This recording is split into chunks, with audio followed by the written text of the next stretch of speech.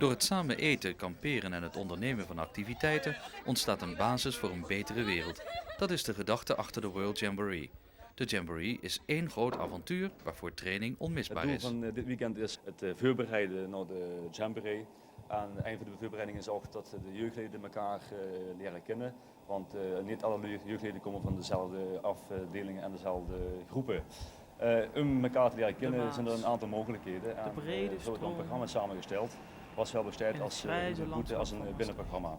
En een van de onderdelen was een grote tocht die de jeugdleden allemaal gelopen hebben. We stonden op dit moment op deze plek.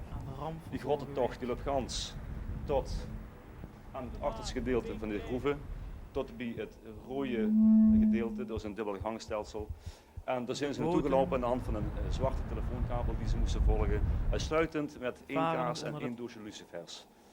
Verder zijn er in de groep een aantal natuurlijke hindernissen waar ze dus moeten klauteren, waar ze moeten springen. Wat dus aankomt op teambuilding en samenwerking. Jongens, waar komen jullie vandaan?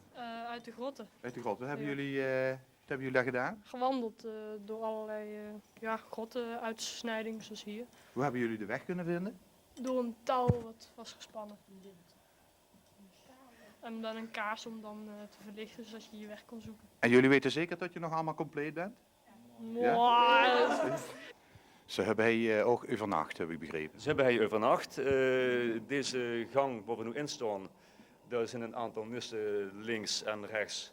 En daar hebben we ze gewoon per groep ingedeeld. Weliswaar de dames en de heren apart, voor zover dat mogelijk was. Wie gelikt dat hij zo s'nachts in de grot? Nou, dat is nog wel vrij koud. En als je dan 's morgens wakker wordt en dan uit in de slaapzak komt, dan is het nog kouder. Maar voor de rest gaat wel. Heb je nog last van vleermuisjes gehad? Nee, niks gemerkt. Op de World Jamboree wordt veel informatie over cultuur en historie uitgewisseld onder de scouts. Zo krijgen buitenlandse scouts een stukje Nederlandse historie mee via de namen van de deelnemende scoutinggroepen. De deelnemende Limburgse groepen heten onder andere de Prins Willem I en Willem van Oranje groep. Behalve een grottentocht moesten de scouts buiten ook nog de nodige oefeningen afwerken. Een van de onderdelen was een landentocht, waarbij aan de hand van vlaggen van een aantal landen vragen moesten worden beantwoord over de cultuur en de gewoontes van het land.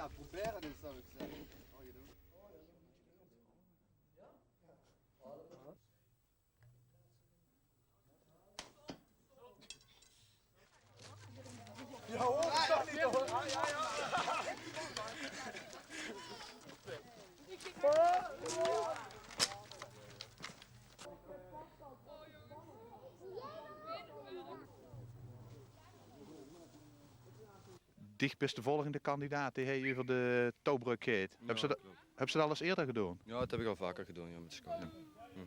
Nou, voorzien benieuwd naar de resultaten. Ik hoop dat ze een terug pak hield. Ja, ik ook. Doe je best.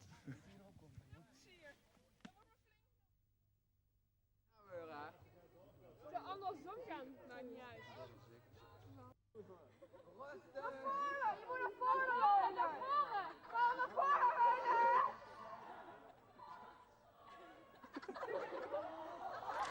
Aan het einde van het trainingsweekend was in ieder geval duidelijk dat sommige scouts zonder meer geschikt bleken voor de waterscouting. Gelukkig hebben ze nog 4 maanden de tijd om te oefenen.